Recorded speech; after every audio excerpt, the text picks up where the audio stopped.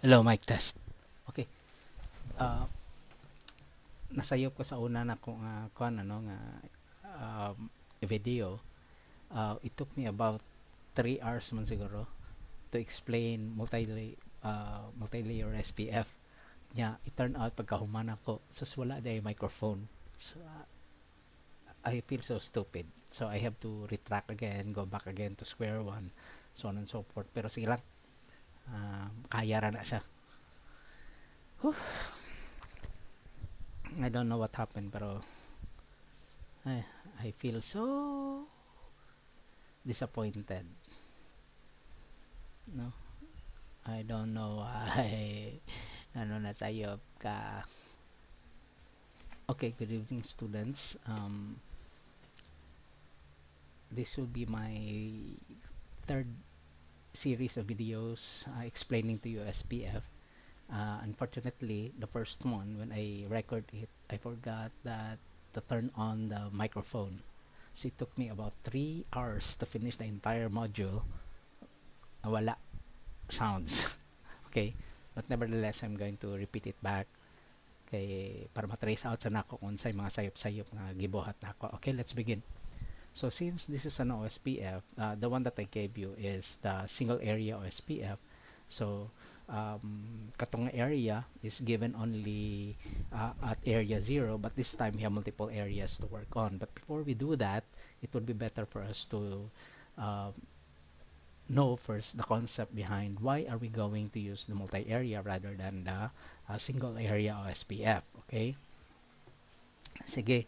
So to start with, the multi-area OSPF is designed to implement on networks with bigger scope. Tremendous amount of router to manage. So okay lang ato sa kwan, okay lang to sa single area OSPF kay ang area nga gi-identify nimo is only gamay lang, no? So unlike on a larger scope, you have different areas with different number of routers, and it's so difficult to manage that way. Kaya nga naman, imagine na, if you have 100 routers po ang imuhang ibutang ngadto sa imong routing table. Okay? So think about the LSA advertisement which was exchanged or being exchanged by your routers. So which includes the database information, no? That includes also the neighbor table, the topology table, and the routing table. So it's a huge burden for these devices to exchange information from time to time. So ang mahitabo ana is gadako ang area of scope sa imong network. Gadako pud ang information nga ilang gi-exchange. So it will be better for you to manage that way para in kaso mo troubleshoot ka, you know where and when to troubleshoot it. Nga gamay lang ang scope. Okay? For a while, lang ko gi-edit. Okay? So, in that way, a huge burden of these devices to exchange information from time to time will be what? A tremendous amount of overhead. No? A lot of resources and overhead will be consumed in which the network will become inefficient. Ano man, dako man ang remember the administrative distance. The administrative distance will double and keep on doubling kaya nga naman the information being exchanged are so huge. Tremendous amount of data is being transferred from one router to another.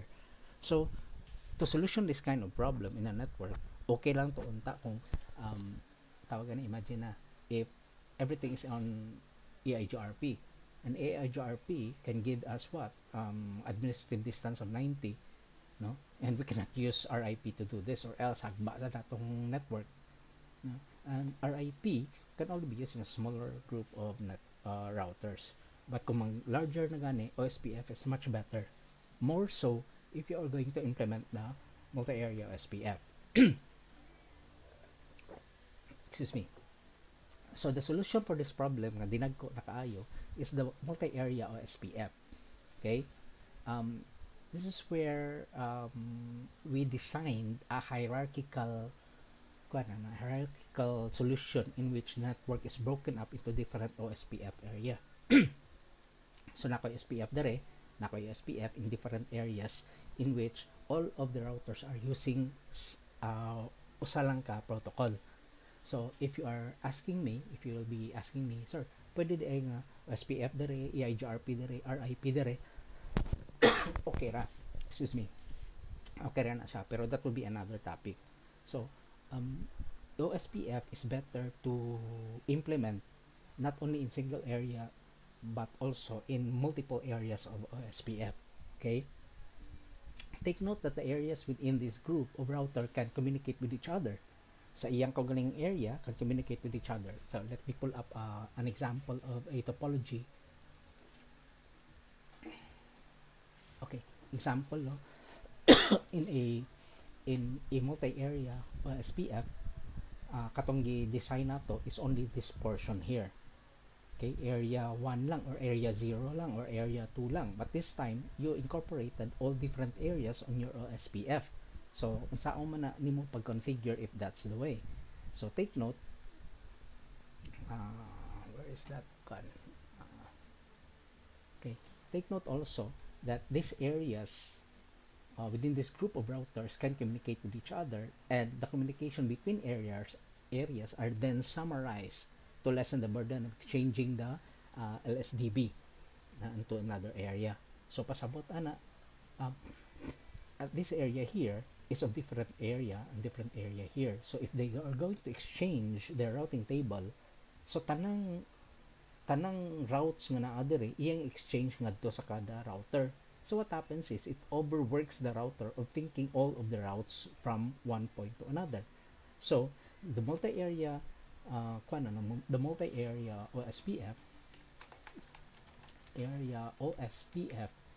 will be the solution for this one.